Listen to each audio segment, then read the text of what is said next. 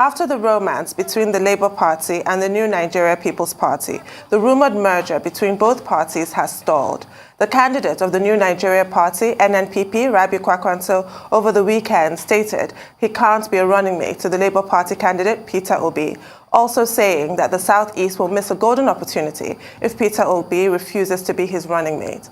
The NNPP candidate also added that the Igbos are at the bottom in politics. Reacting to the remarks by the NNPP presidential candidate, Buba Galadima highlighted that Peter Obi's best bet is to accept to be Kwankwaso's running mate and that the Labour Party candidate is suited to be vice president because of his experience in economic issues. Joining us on the show this morning to discuss the alliance between both parties and his take on recent remarks from the presidential candidate of the NNPP is Peter Obi, presidential candidate of the Labour Party. Good morning, sir. Welcome to the morning show. Good morning, and good morning for inviting me. So let's start off with those comments from Senator Kwankwaso, presidential flag bearer of the NNPP. He said several things, including the fact that the North will not vote for you, Peter Obi, that they would rather vote for a Northern candidate. He also talked about the fact that the Southeast has problems, in quotes, such that the North will not be voting for a person from the Southeast. What's your take on that? Well, the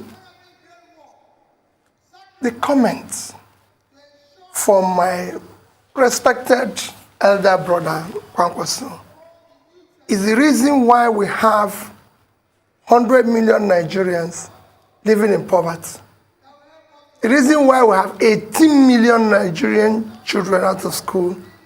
It is the reason why we have over 55% of Nigerians in under unemployment ladder. It's the reason why we have all the problems, why Nigeria is insecure. Because rather than vote for competence, we will choose to vote for incompetence based on a primitive consideration of ethnicity and religion. Tell me, today you can't travel from Abuja to Kaduna by air, by road, by train. Is it because somebody from the Southeast is in charge? You can't travel from Abuja to Minna by road. Is it because somebody from the Southeast is in charge? Yesterday we had an attack by bandits on the presidential convoy in Katsina. Is it because the president from Southeast is in charge? Show me where you can buy food cheaper, you have uninterrupted electricity, or people are prospering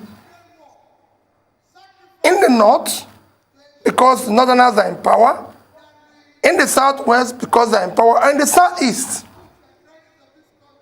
What we've chosen to do in this country, we will consistently hire vehicle drivers to fly the Nigerian aeroplane instead of hiring qualified pilots. My commitment is let us campaign and deal with the issue of the problems of the country. There's a lot of problems besieging this country. If you don't know today, this country will soon default in their debt service. Now we'll be rated junk status. That's what should be preoccupying us now. So our schools, universities are shut down, and we're talking about who will vote for. Let's deal with the issues. This election will not be based on my turn. It will not be based on ethnicity. It will not be based on religion. It will be based on the Nigerian agenda to save this Nigeria. Nigeria is in coma. And you need a specialist. And that is what I'm offering. To save his life or he will die. It is not about whether this person. I'm appealing to people to vote to save Nigeria. And to save Nigeria is to hire the best. I don't want people to vote for me because I'm from the Southeast. I don't want people to vote for me because I'm from South-South or I'm from southwest or northwest or northeast or north central, I want them to vote for Peter Obi because he's a Nigerian who is competent to start pulling Nigeria out of the mess it is today. He also said that, the Igbos are on the lower ladder of Nigerian politics. I mean, we keep hearing that word. In fact, when we had the spokesperson of the NNPP, someone that did speak on behalf of the NNPP yesterday, I think a couple of days ago, if my memory serves me right, that's Alhaji Buba Galadima, he equally enunciated, those views that, no, it must be the Igbos that, it's on Monday. Yeah, thank you so much. That the Igbos should be the one to be vice presidential candidate. So tell us about everything about this, NNPP partnership and everything. Is it still working or is it dead on arrival? Well, I'm not going to talk about the alliance because maybe some people are talking about alliance, but I want to look at their comments. Often a time, you see, you work here. Often a time we tend to neglect those on the lower ladder. They might be the solution. They might be the solution. And those comments are comments that should not be on the table today because we have a problem. My candidacy is actually meant to solve those problems, to stop referring those who are higher ladder because, okay, those who are higher ladder have brought us where we are. Maybe we need those on the lower ladder to be able to deal with it. And that's what, even his comment, let me take about Alhaji Babadima's comment, which you said. He said, I am competent to be the vice president because of my knowledge of the economy. Let me tell you, Nigerian problem is the economy. So why do you want somebody who has knowledge of what the problem is to be vice? That is what I'm saying. You want to use the people who should be on reserve bench to be to start the match when, no. He mentioned that I have the knowledge. The Nigerian problem is the economy. It is the economy because people don't have job, because people don't have means of livelihood, you push them into criminality, into agitation, into all sorts of problems we're facing today. And that is what I'm saying, that I have the knowledge to start pulling these people out of poverty. My candidacy and the team I want to assemble, young, sharp people will start mitigating the dangers we're facing today. I will start dealing with cutting costs in order to be able to pull Nigerians out of poverty, to be able to reduce. Go and look at the world. So it is actually what is telling you, what Buba Galadima said,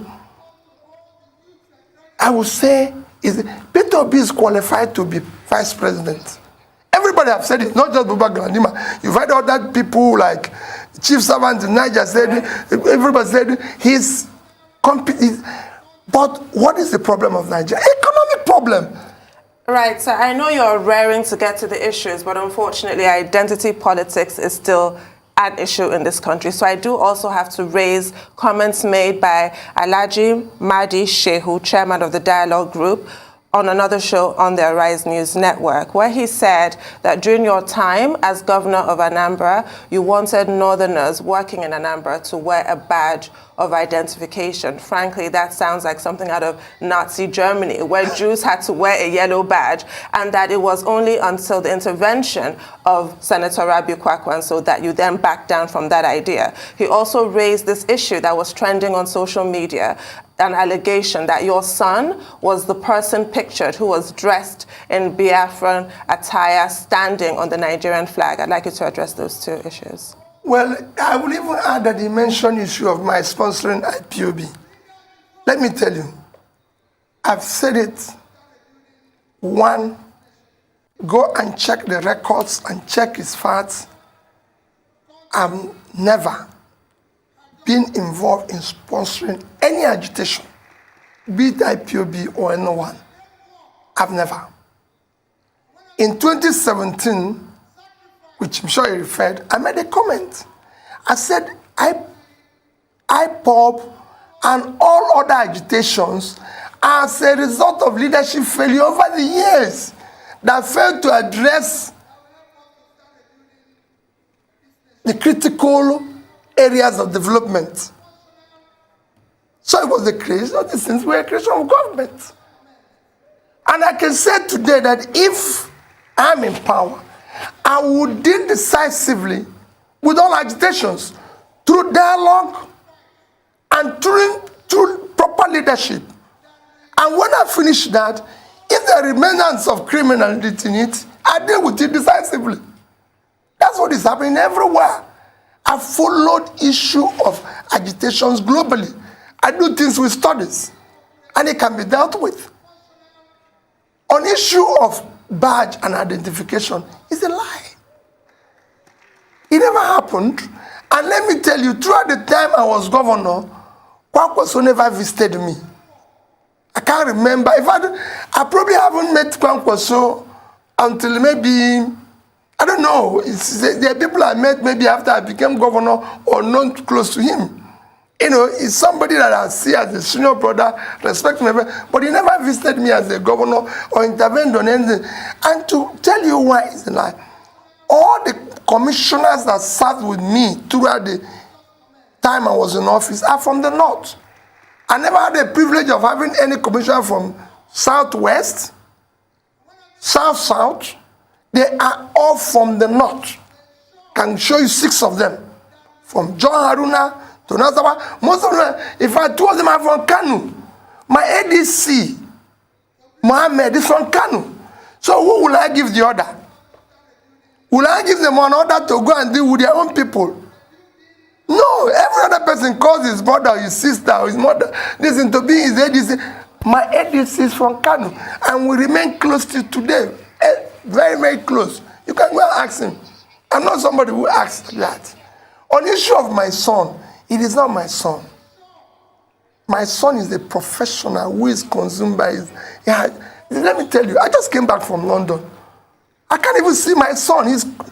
He's consumed by her work. He will tell me that, listen, Dad, I like, oh, how are you? How is politics? How is your campaign? I like what you're doing. To me, I can exchange my messages with my son. My son will tell you, listen, Dad, I don't have time for this. I did this and this. I've stayed in a week in New York. I could not see my son because he was busy doing what he's doing. Okay. So he doesn't have time for that. That thing happened in Germany. My son doesn't live in Germany, he lives in the UK. Okay. And he's consumed by his work. Okay. And I want Alaji, I can tell him, I'll bet any amount for anybody to prove or say that is my son. He's shorter. He's listen, you know, so. Okay. So let's go to some key issues. Social media was agog yesterday that you had a vice presidential candidate already, you know, Yusuf Dati Baba Ahmed. I mean, what's your take on that? What's your take on vice presidential candidates? And also, I'd like to ask you, since you're speaking about the issues, you were in Morocco at some point, you were in Egypt, you say you're going to study the power sector. A lot of people are saying, why don't you talk to the stakeholders here? That shows that you're not prepared for this job when you're going around to study. Okay, well, two things. The issue of vice presidential candidates, we're talking to quite a number of people. And, you know, that that they mentioned is very qualified. I wish he's the one, you know. Because what am I trying to do? It's people like him that I actually would like to work with. One, I wish I can work with somebody who is much younger, because we need to start lowering these barriers of this and bring people, younger people with fresh ideas, with have something to offer, than just keep recycling this ourselves and claiming we have been there too for several times, or is our turn, or is our children. No. We need to start dealing with. So that we're talking to, and we will announce it as soon as we're ready, and which will be very soon. On issue. So are you confirming? You're confirming that you're speaking to Dati and other aspirants? There's quite a number of people who are speaking. Dati might be the person because he's... Look at what I said. I said, yeah. I wish he's the one. He's qualified. Okay, you wish he's the one. Yes. So you have a soft spot for him. Yeah, of course, and a few others, you know. I want somebody who is competent. We need to. I said I'm building a team. Okay. Rufai, I'm building a team.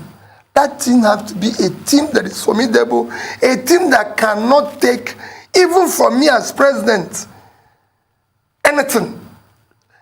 I want to assemble the type of team I had in Anambra State and I said to them from day one, if you agree with me in 3 meetings, you go. That means you don't have your own idea.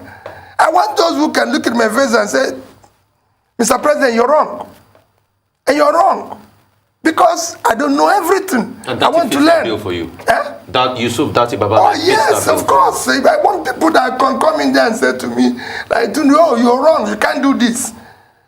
Because that's what we need. We need to save this country. And you can only do that with the team. On issue of my traveling, let me tell you, leadership and learning is inseparable. If they tell you somebody is doing something well, you go and learn. What are they doing? What are they not doing? And that has taken me, from the time I've started this experiment or getting involved in politics, I've been to 31 countries learning. It is important, it's critical. You asked specifically, I was in Morocco. Why did I go to Morocco? Morocco, just to show you, Morocco is about 36 million. Their export last year was over $50 billion. They don't spend on oil. In our own, with oil included, it's under 30 billion, and we're 200 million. Morocco didn't export any oil. But if the natural resources was small, it was mainly manufactured goods. Vehicle alone was almost 10 billion. In Morocco, Morocco runs the best seaport in Africa, doing twice the cargo tonnage of all Nigerian ports together. Morocco. So I have to go there.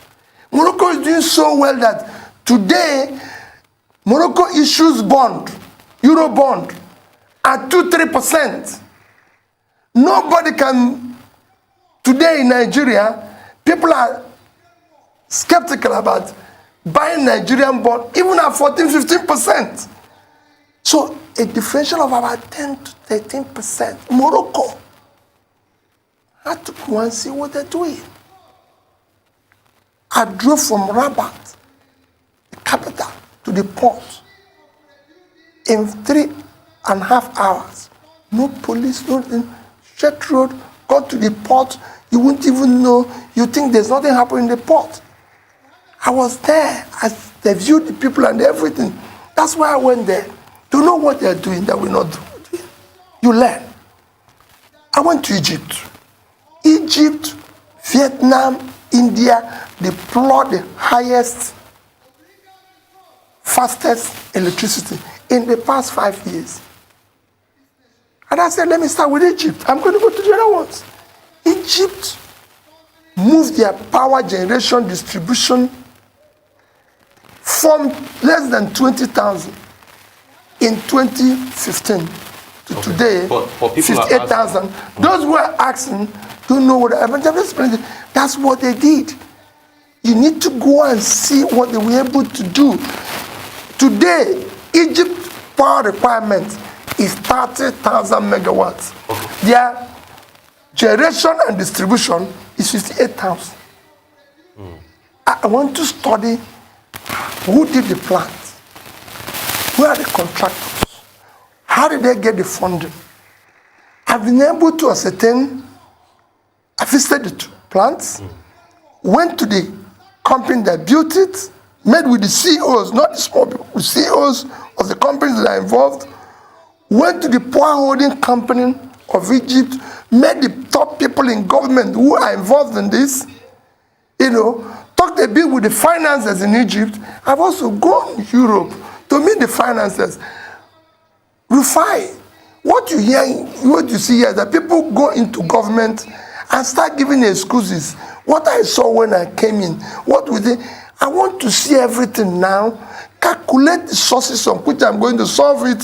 So when I go there, I hit the ground running. That's what I did in Anambra State. People are saying, have you talked to the local I'm talking to the stakeholders. And what are they telling you about the power sector here? The same, based on what they told me is why I'm studying this. That's why I'm going to. I don't want to come there and they said, fine, I don't want to go there and start giving excuses. The job of a leader is not to give excuses, is to solve a problem. I don't want to be one of those who will be hired, and when I go there, I start reminding them of where they're coming from. When you're hired because the person there is not doing well. So your job is after talking to the local people here, that's when you went to Egypt to look for solutions? Completely. And the local people here didn't provide any solutions? No. They have you have to blend all these ideas. They've done their own and everything. Let me give you an issue of security. I was with the IG of police the other day. And when I asked him this, but I was asking him, because you must solve this thing. There's other people I'm going to talk to, Minister of Finance, Minister of Planning. You have to know all this things before you get in there. Not when you go in there, say what you saw. You must see everything before you get there. So I want to take you back to how you talk to the local people here. Yeah. Tell us why, because in Egypt, they have the same agreement, don't they, with Siemens, as we have here, Siemens Presidential Initiative in 3 phases, upgrade of our transmission grids, discos, new power stations. It simply has not worked here thus far. Why? Because we're not serious. Period. In its political way, let me tell you, in Egypt, to conceive a power plant from beginning to end, to say, we're going to, you are Rascom, you are Siemens, we're going to combine, you're going to build this power plant, all the things they need to do lasted 45 days. In Egypt, they put power, security of life and property, education, health, and power as a national security issue. Very soon, because they found out that one of the things that contributed to riots of 2011, 2012, when they did Arab Springs, was power. Small businesses did not have power, so they collapsed. And they contributed to that, and people were unemployed.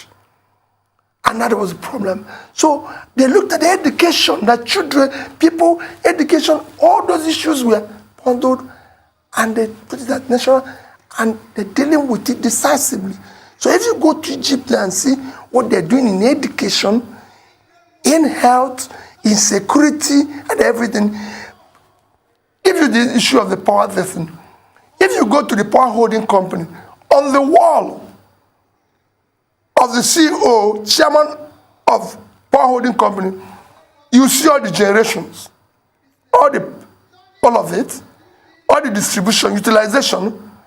The day I was there, the entire utilization was 27.8 thousand megawatts. Total generation was 52,000. So they have almost double that amount. They're not utilizing. If you go to the same thing, the minister, the same thing is in the place, there's organization. So here, we don't have that. It's all stories. They've told me meetings upon meetings. That's why I said I must learn. Why is this not happening? Let me know whether we are caused or are we the cause. That's what I went to do, and that's what I'm studying everywhere. So that's what I did. You can't be told. You have to actually see it there, observe it, experience it in person. Completely. That's why I went to the port.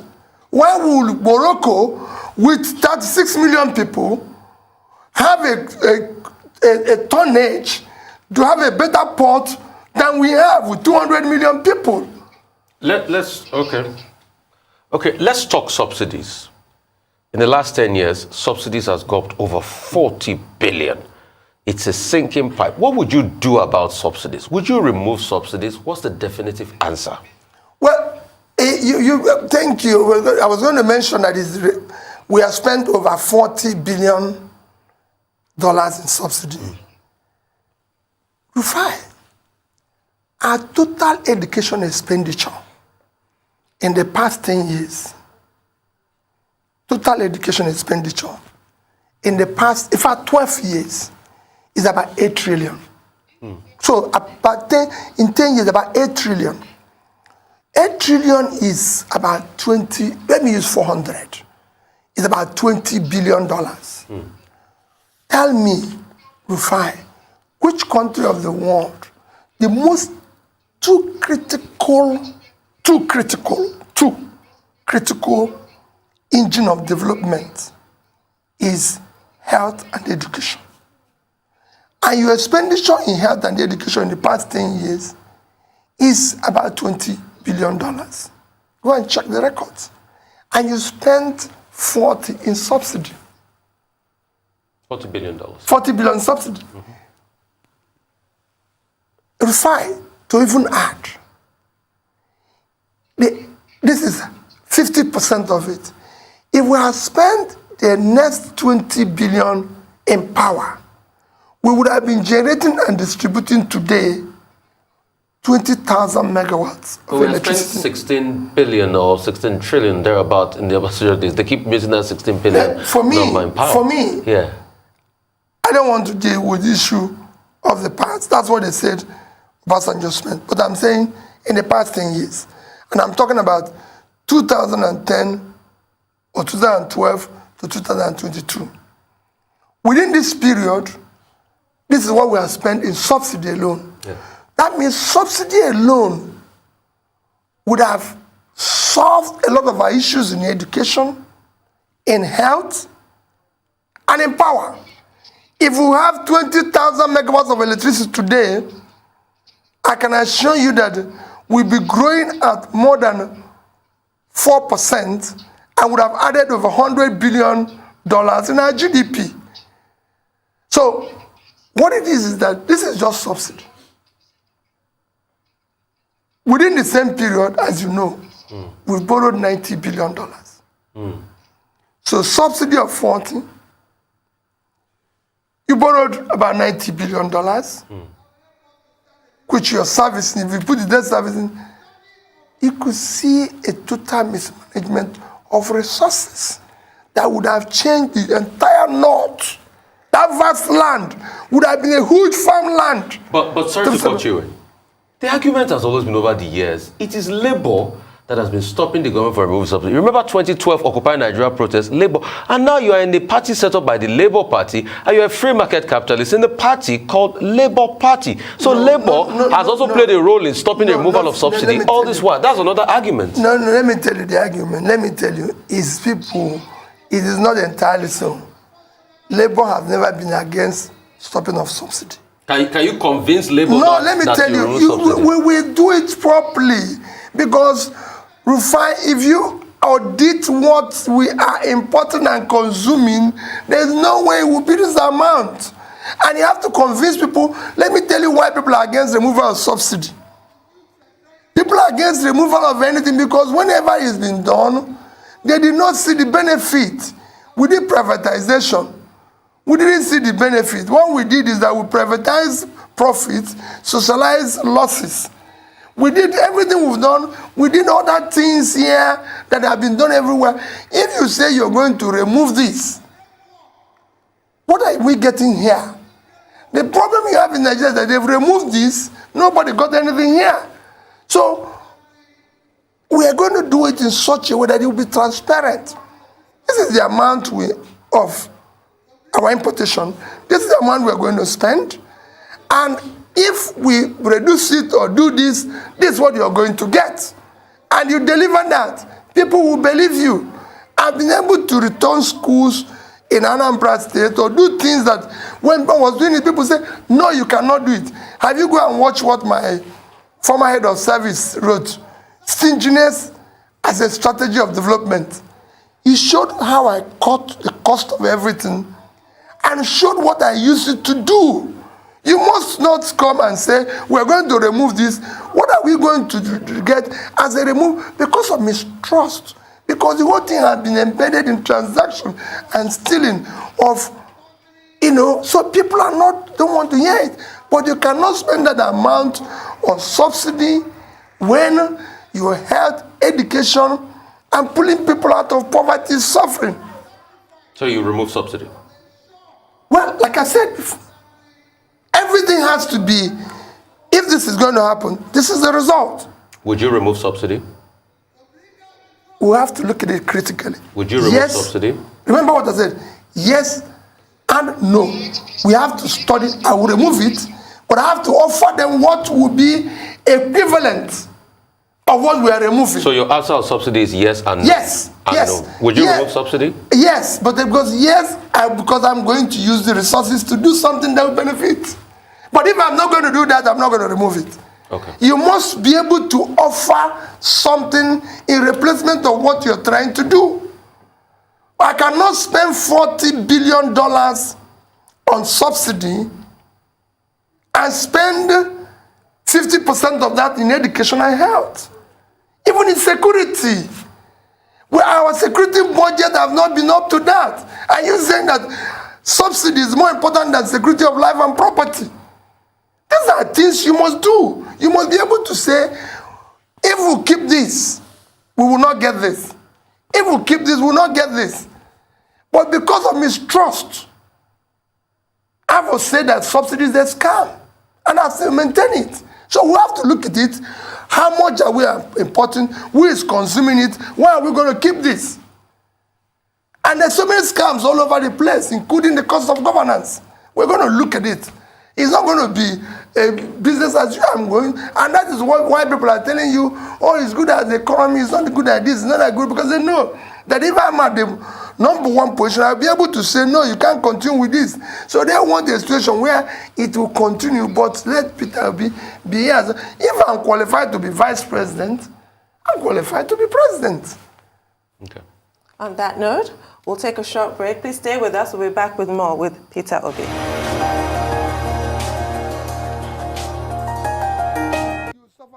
Welcome back to the Morning Show here on Arise News. Still with us is presidential candidate of the Labour Party, Mr. Peter Obi.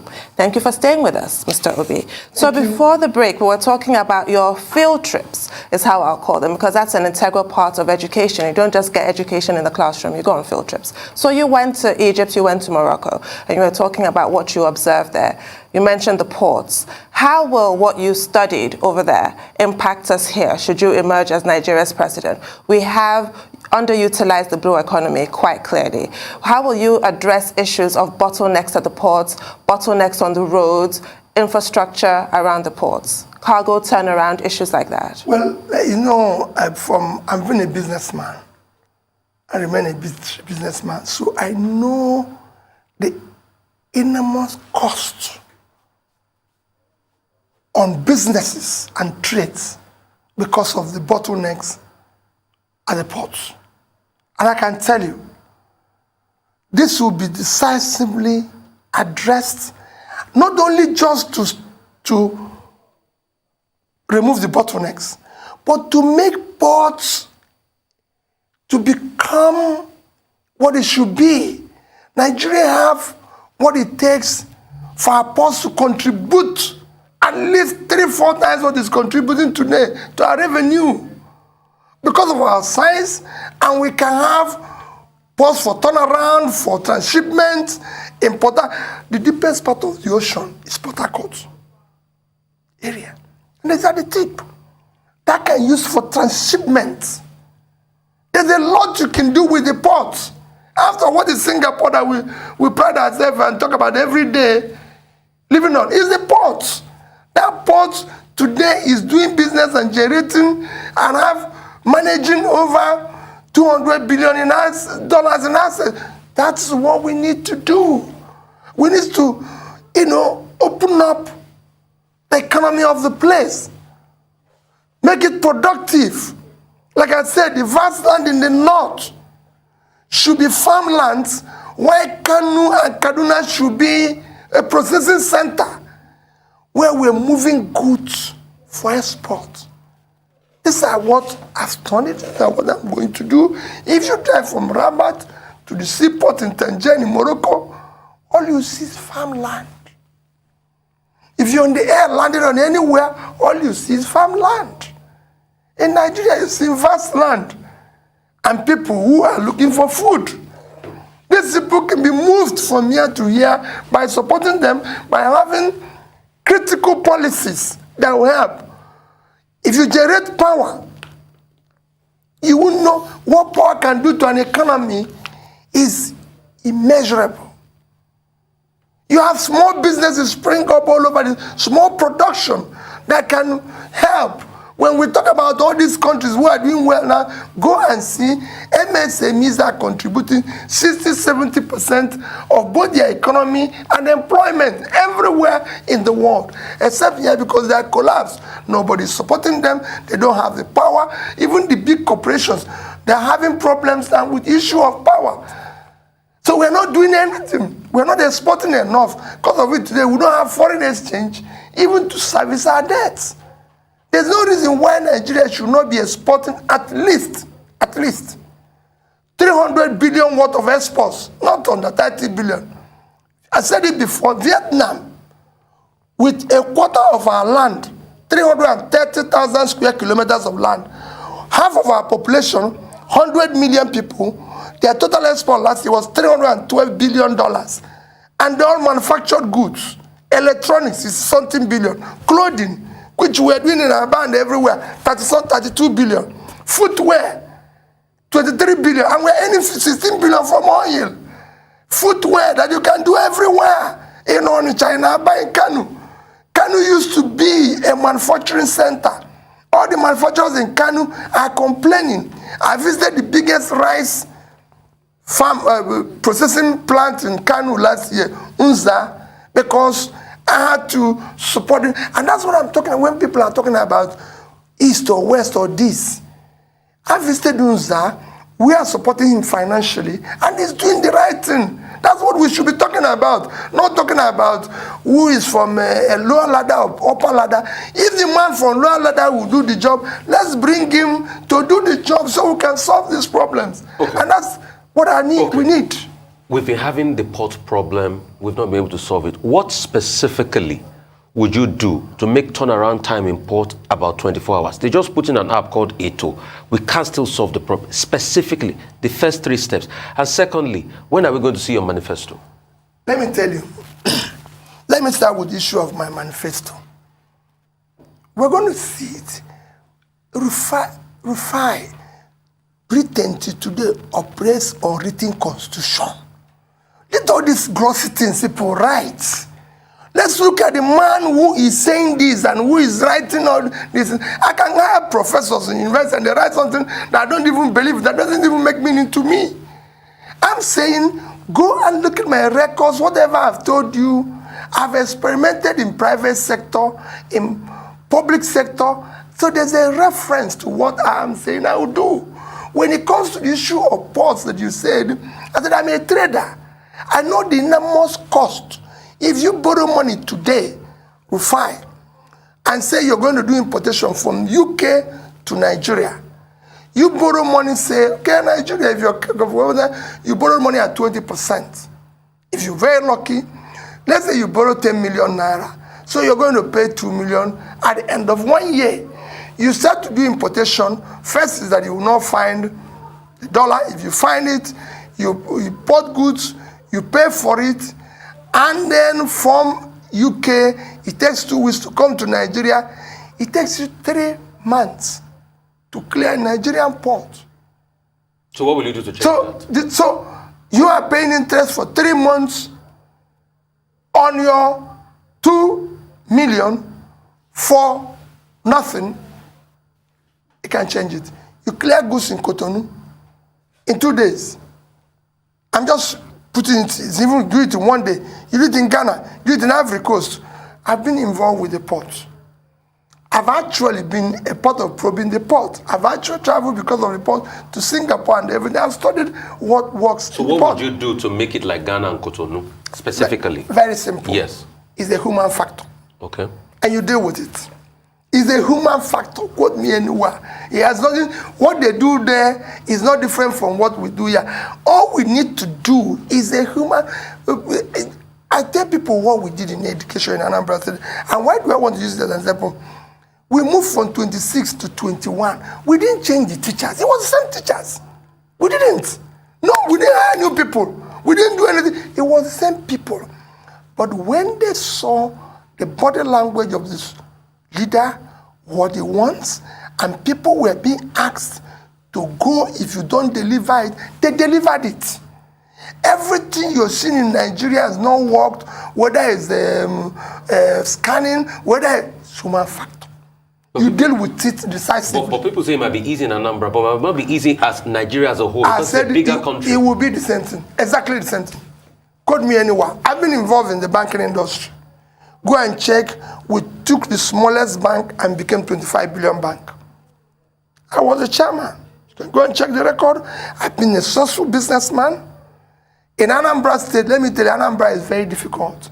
It's the most difficult state to govern in this country, if you don't know. So it is, we will beg people, we will plead with people, we will dialogue with people. We're not going to shoot them, we're not going to do this. Go and ask, you could see me every day begging, appealing, and we'll do it, but we'll be decisive. Because it must work. We want this to become an engine of production. What has changed countries is production. Go and check, even in Europe, the Spanish people were enjoying and selling their goods when Netherlands was busy investing in production. Today, Spain is a problem. Netherlands is doing well. A country with 33,000 square kilometers of land and far less population. Total export last year was $650 billion. I must get this place to work. So what I'm hearing here, the recurring theme, is that a lot of our failings so far are due to human behavior, whether it's political will or just generally how we conduct ourselves. Which leads me to my question about some of your supporters who attack, vilify people who don't agree with you or support you. How do you address that more militant end of your supporters that obviously have contributed to what's been described as the Peter Obi phenomenon, but some people find it off-putting? Well, let me tell you, I don't agree entirely. Some of those people you're hearing, or who have defined people, are not my supporters. There are people who have been paid by my opponents to infiltrate my supporters and do wrong. And then they say it's P2B supporters. I'm telling you, some of them. And today, people are being paid. In fact, what they say and do to me is far more than what they do to any company. People are being paid to say all sorts of things about Obi, label him is incompetent, label him whatever it is. It's just like the issue of my son. My son, for example, like I said, is a hard-working young man. Since he left university, he never asked me for £1. He will tell you, I'll earn the money. I have always cared about Nigeria. He will always tell me, say, listen, if I tell my son now, I'm going to buy you this, he said, listen, sir, listen, daddy, you have a lot of people you're supporting in Nigeria. I can support myself. Support them. Dad, if you say this thing, I have a lot of my friends. Let me tell you my last discussion with my son. He said, a lot of my friends want to go back to Nigeria. But they have fear about this. Is there any way, if you have opportunity, you can make it better for all of us to come back? We want to come back. He was born, raised in the UK, went to school, is working, and he feels for the Nigerian child every day. As you know, my daughter had to even come back and start teaching in a secondary school here. So that's where they feel.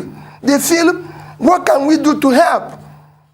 If I say to any of them, I'm going to say, take the money. You have people you're paying for. Why don't you support this school? Why don't you do this? Why don't you do this? I saw you giving computers to school. Keep doing that and everything. They have so passionate about, why don't we do good? Why don't we do this? So for me, I don't have people, and that's why most of the time you even see me, apologizing and doing this. If they even say to me, you have to stop apologizing, I said, listen, this is me. I want to show people love when they show hatred. When you say people in the north, for example, will not vote for me, they are voting for me is that I'm going to solve their problem. I want people in the east to vote for people based on their competence, not vote for Peter because he's from the east. Okay. Real quickly, so I got a couple of questions here while you were speaking, and we'll just go through some of them. Yeah. A lot of people say you keep talking about Anambra, but did you hold local government elections where you were in Anambra? How did you hold the local government money? They're also asking that why are you not in Osun now campaigning for the candidate of your party in Osun State? And they are also saying we should ask you that would you restructure Nigeria, yes or no? Those three questions. Okay, fine. Local government election. Go, fine, I'm giving you a mandate. Go to Anambra State and see why local government election was not held when I was there. Those who went to court against it are those who are asking you this question. 2, go and ask how their money was managed. It's simple. Just, I'm going to bring journalists, investigative journalists, who will go. And if they tell you that there's anywhere Peter Obi was managing local government funds and everything, well, in fact, it was one of the most efficient managed funds while I was there, because that's how we cleared $35 billion naira worth of pension and gratuities being owed to them. My commissioner for local government was Azo Kenemo. Well, ask anybody. He's one of the toughest women you can work with on the surface of the earth. When she says no, you can't even, no. And he says, my senior will even tell me, please, my young brother, please, I don't want to see you in this thing. I'm in charge here. And she's not a politician. I met her as a head of local government office. I had meeting with local government people over a period of time. When my first commissioner was to pay my birthday with a friend and a brother who did the right work. This woman, I met her whenever I go to meeting. She's one. I said, Madam, come and do this job. And that's how I met people. My commissioner for health was because doctors went on strike. I went to a hospital. I saw a doctor working. And I said, Mr. Kakwa, he said, I can't leave my patients. Never. Doctors are not supposed to go on strike. I said, you'll be the commissioner. He said, he will never be. I went back and announced his name. So it was not okay anymore. I didn't bring people. So go and verify. That's whatever I tell people, I say, go and verify where Peter was. So that was the issue. The last issue you mentioned, why am I not in Osun?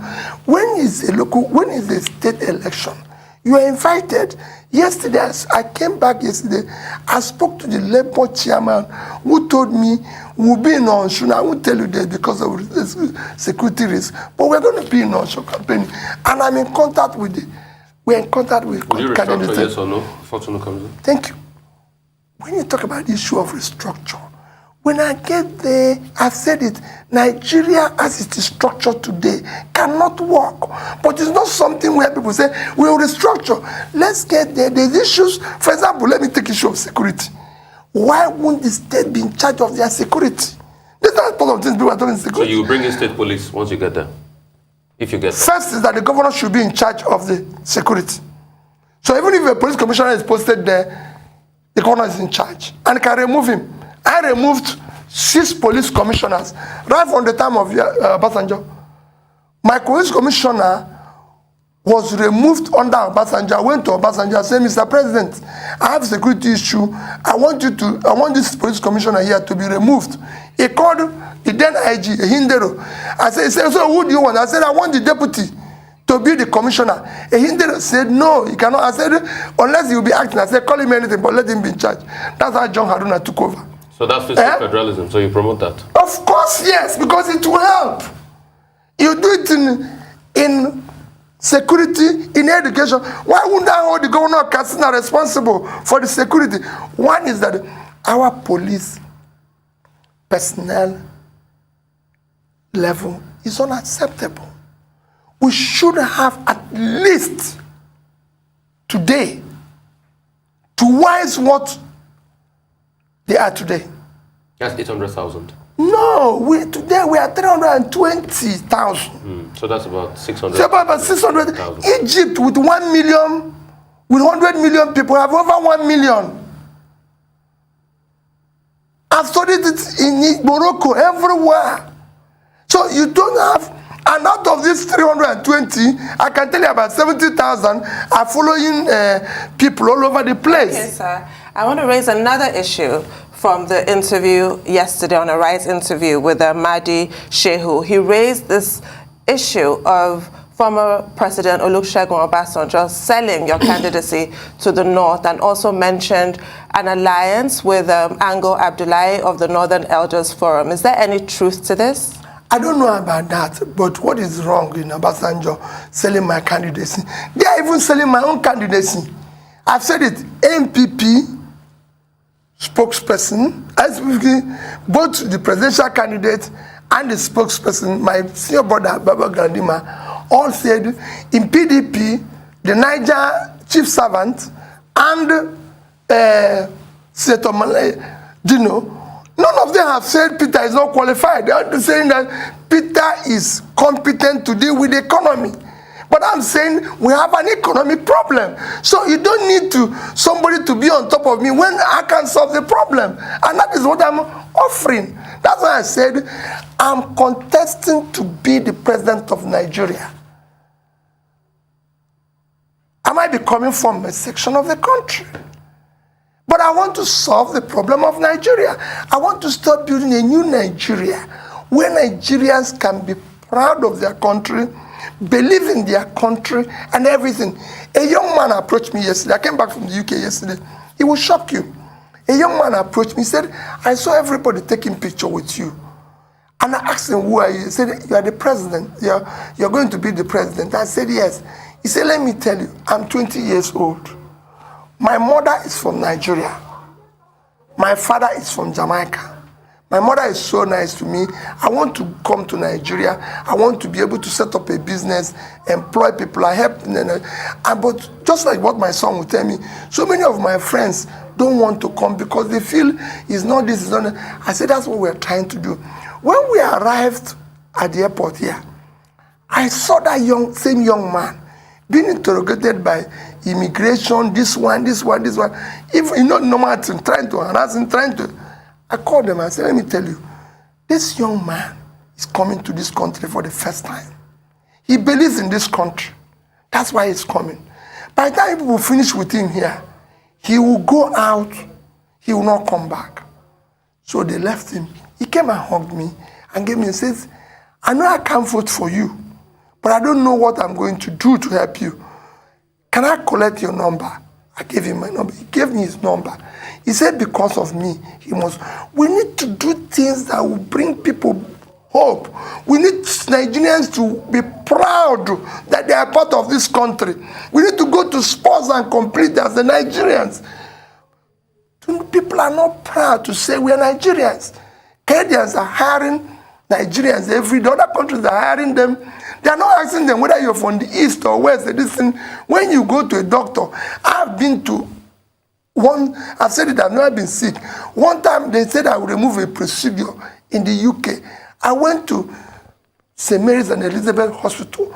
As I entered that theater, two people appear. They are black. One is from Ondo. The other one is from Southeast. They were doctors. I didn't have to say you can't operate me because of this. So many prominent Nigerians are seeing the same thing. Nigerians from the Southeast are all working in Saudi Arabia. Nobody's asking them where they're from. Even Dubai we go to celebrate. It's a Muslim country. We all want to go there. If you go there, the only Catholic church, St. Mary's Catholic Church, is built by the Emir of Dubai. It's written there. Okay. I met him there once. He goes there 3 times a year, during Christmas, during Easter. Okay. So why are we here basing issues on is religion, is ethnicity, is my turn? We want to remove all this. Okay. I want it to be turn of Nigerians. Okay. Turn of the Nigerian children, turn of Nigerian youth to take back their country, and I'll help them to rebuild it. You went to see Governor Wike before he traveled. What did you discuss with him? Was it politics? Was there another alliance? And you just came back from the UK. What was the trip like? What did you go do? I went to see Governor Wike because he's the governor of a state that is strategic and important to the future of what I say. And I'm happy that soon the ports. The ports in Port Harcourt can help to decongest the port in Lagos and help to what I want to do with the ports. We must generate appropriate revenue than we're presenting today. And I went to see him. I didn't go to see him to be another gang up or association and everything. And Governor Wike, notwithstanding anything, have been very close, very cordial and everything. Everything I've invited him. Don't forget, this year I went to commission things for him and everything. I have so many things that we're friends. He's one of those who even supported me when I was governor. He gave me the Ministry of Education when he was there. I had issues with teachers, with this, because of my position. He came, he supported me with the UBEC money, with everything. So I'm going to visit every governor in Nigeria, though, to plead with them to understand. We must build a better Nigeria. Nigeria is at the brink now. Like I said, in a short while, we will not be able to service our debts. That's what we should be discussing. When we don't service our debts in the next trench, the risk to junk status will be finished. You see our dollar now, every day, no dollar anywhere, except the ones that are sharing, which must stop. Rufai also asked about your trip to London. Well, all my trip these days, you can ask, I came back with Pat Tommy. You can ask him the type of people I'm meeting. Rufai, this is time for me to meet all those that can help. Not when I go into office and I start looking for them. I'm talking to people that can help us to find the funding, find the support, to be able to turn around the situation we're in. Like I said, I gave a reference of people, somebody you can call, who have an idea, the type of people I'm talking. And it's just, and you can see how my trip is. It's one day. I was in London only on Monday. I arrived in London Sunday, finished my meeting on Monday, left the same Monday night.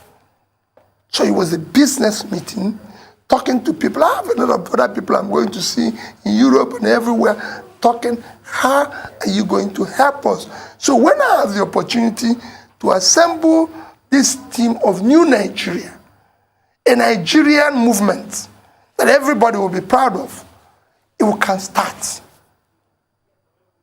Okay. All right. Thank you so much, Peter, for your time and for detailing what you want to do for Nigerians. And I'm sure a lot of Nigerians have watched it out there and they've taken note of all you have said today.